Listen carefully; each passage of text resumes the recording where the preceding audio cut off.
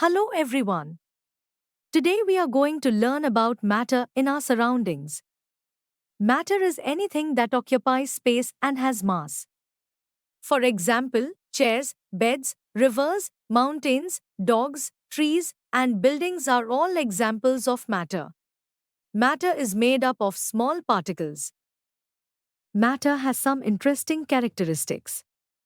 These particles are too small to be observed with the naked eye. They are also moving constantly and they have spaces between them. Particles of matter also attract each other because of the force of attraction.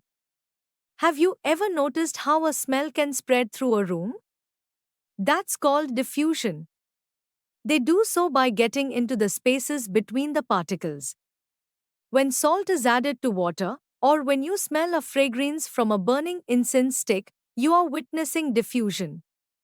The particles of salt or incense spread and mix with the particles of water or air. Heating can make diffusion happen faster. Now, let's talk about the three states of matter: solid, liquid, and gas. Solids are a state of matter that have a definite shape and volume. The particles in a solid are tightly packed together and have a strong attraction to each other, which makes it difficult for them to move freely. Examples of solids include rocks, books, and a jar full of balls. Liquids are a state of matter that have a definite volume but take the shape of their container. The particles in a liquid are loosely packed together and have a weaker attraction to each other than the particles in a solid, allowing them to move more freely. Examples of liquids include water, milk, and juice. Gases are a state of matter that do not have a definite shape or volume and will fill any container they are in. The particles in a gas are widely spaced apart and have a very weak attraction to each other, allowing them to move freely and randomly. Examples of gases include air, helium, and oxygen. Now, let's discuss changes in matter. Changes in matter refer to the physical or chemical transformations of matter. These changes can occur in any of the three states of matter and can happen due to factors like changes in temperature or pressure. A physical change is like giving matter a new look without changing what it's made of. Physical changes are changes in which a substance's physical properties like shape, size, or state is changed without changing its chemical composition. For example, melting of ice is a physical change. By changing the temperature, we can change the state of matter.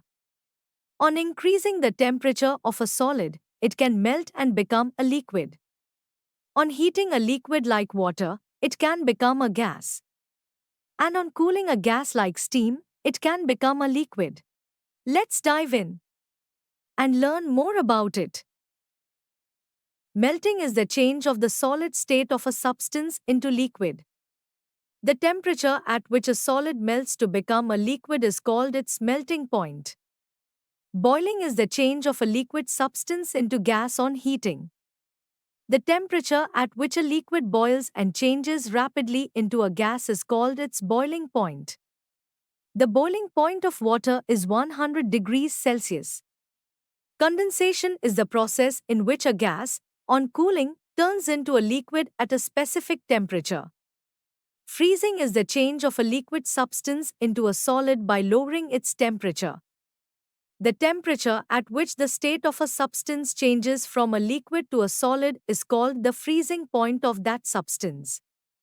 Sublimation is the change of state of a gas directly into a solid and vice versa. For example, camphor is a solid that directly evaporates into the air without changing to a liquid state. By changing the pressure, we can also change the state of matter. Gases can be liquefied by applying pressure and reducing temperature. Solid carbon dioxide, or dry ice, turns directly into gas when pressure decreases to 1 atmosphere, skipping the liquid state. Evaporation is the process of conversion of a substance from the liquid state to the gaseous state at any temperature below its boiling point.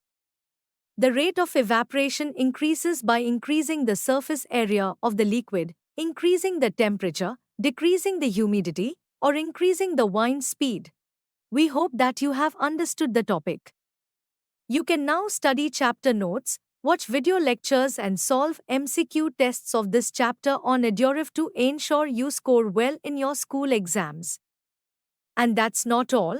You also get amazing courses for maths, science, English, Hindi, and much more for class 9. Thank you.